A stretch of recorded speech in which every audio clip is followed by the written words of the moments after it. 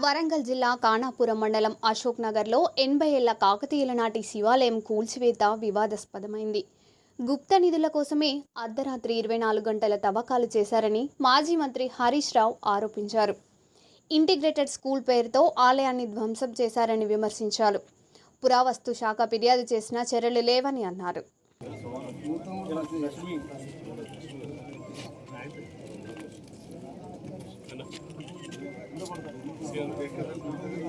Excess లో దాదాపు 500 కోట్ల ప్రభుత్వ ధనాన్ని లూటీ చేసింది.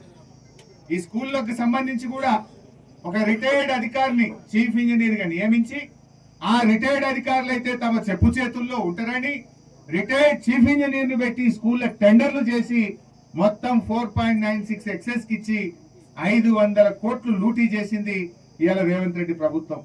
విద్యాశాఖ మంత్రి ఆయన్నే, ముఖ్యమంత్రి ఆయన్నే.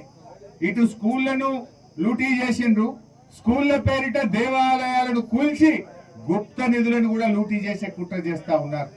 అందుకే దీని మీద విచారణ జరపాలని విజిలెన్స్ డిపార్ట్మెంట్ ను కూడా మేము కోరుతా ఉన్నాం. త్వరలోనే విజిలెన్స్ డిపార్ట్మెంట్ కు సివిసికి కూడా దీనిపైన ఫిర్యాదు చేస్తామని చెప్పి కూడా ఈ ప్రభుత్వాన్ని హెచ్చరిస్తూ మళ్ళీ చెప్పేది ఒకటే, దేవాలయాలను పరిరక్షించండి. కేసీఆర్ గారు ఎన్నో జీర్ణ దేవాలయాలను పునరుద్ధరించారు. కేసీఆర్ గారు దేవాలయాల్లో ధూప దీప నైవేద్యాలు జరగాలని నెలకు 10,000 రూపాయలు అందించారు. అద్భుతంగా అంగరంగ వైభవంగా శిలలతో కూడిన యాదాద్రి లక్ష్మీనరసింహస్వామి దేవాలయాన్ని కట్టారు. మరి మీరు ఇప్పటికైనా ఇటువంటివి మానుకోవాలి, ఈ గుప్త నిధులపైన విచారణ జరపాలి, ఈ దేవాలయాన్ని పునరుద్ధరించాలి. నమస్కారం. ఈరోజు BRS party legislature party deputy floor leader Shri Tanneer Harish Rao garu ఇక్కడ దాకా వారు వచ్చిన ప్రత్యేక సందర్భం మీ అందరికీ తెలుసు. వారితో పాటు మా జిల్లా బృందం, మాజీ మంత్రివర్యులు దయాకర్ రావు గారు, మాజీ చీఫ్ విప్ గారు అన్నగారు వినయ్ భాస్కర్ గారు, మాజీ శాసనసభ్యులు శంకర్ నాయక్ గారు, ఆరు రమేష్ గారు, ఎస్సీ కమిషన్ మాజీ చైర్మన్ ఎర్రోల శ్రీనివాస్ గారు, అదే మా నియోజకవర్గ పార్టీ ప్రముఖులు, జిల్లా నుంచి వచ్చినటువంటి యాదరెడ్డి గారు, ఇతర ప్రముఖ మిత్రులు అందరూ కూడా వచ్చారు. వారందరూ వచ్చిన సందర్భం మీ అందరికీ తెలుసు. ఇవాళ ఇదే రక్షణ వలయంగా ఆనాడు కాకతీయ రాజులు వారి అడ్మినిస్ట్రేషన్ ఆఫీస్ అయినటువంటి కిలా వరంగల్ నుంచి సొరంగ మార్గం ద్వారా ఇక్కడికి వచ్చి పాకాల చెరువులో స్నానం ఆచరించి వారి ఆరాధ్య దైవమైనటువంటి శైవ మతాన్ని, శివుణ్ణి ఆచరిస్తూ వారి దీవెనలు తీసుకోవడానికి ప్రత్యేకమైన శివాలయాన్ని ఇక్కడ నిర్మించిన చరిత్ర మీకు తెలుసు.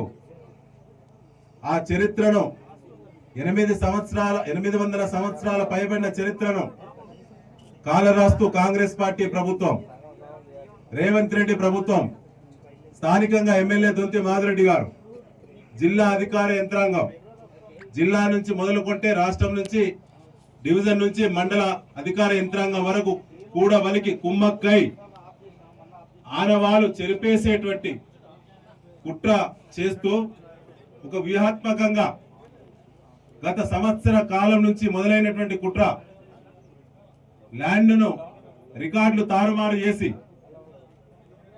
తారుమారు చేయడమే కాకుండా ఉన్న టెంపుల్ను లేదని చెప్పి తప్పుడు సమాచారాన్ని ఇచ్చి దుర్బుద్ధితో, దురాశతో బడిని కట్టేటువంటి సంకల్పం కంటే గుడిని తవ్వేయాలని, గుడి కింద ఉన్నటువంటి గుడిలో ఉన్న లింగాన్ని తవ్వడంతో పాటు గుడి కింద ఉన్నటువంటి నిధులను మొత్తం కూడా దోచేయాలంటే కుట్ర చాలా వ్యూహాత్మకంగా, పకడ్బందీగా, ప్రణాళికాబద్ధంగా ఈ ప్రభుత్వ వ్యవస్థ మొత్తం ఏకమై చేసినటువంటి కుట్రను బీఆర్ఎస్ పార్టీ బట్టబయలు చేసింది గత వారం రోజుల క్రితం. మీరే సాక్షులు. అప్పటి నుంచి కూడా ఇక్కడ ఒక యుద్ధ వాతావరణం. స్వేచ్ఛగా ఎవరు రావద్దు, మీడియా వాళ్ళు కూడా రావద్దు. మీడియా వస్తే ఎవరెవరు మాట్లాడుతారో వాళ్ళ యొక్క సమాచార సేకరణ చేయడం, ఎస్బీ ఇంటెలిజెన్స్ ఆఫీసర్లు ఇక్కడే రాత్రి మౌలు కాపలా గాయడం. అంత భయం ఎందుకు? కాంగ్రెస్ పార్టీ పెద్దలకు సమాధానం చెప్పలేదు. ఇవాళ మిత్రులారా, ఇవాళ వచ్చిన ప్రత్యేక సందర్భం కాకతీయ సామ్రాజ్యం అంటే మనకు ఒక పౌరుషం.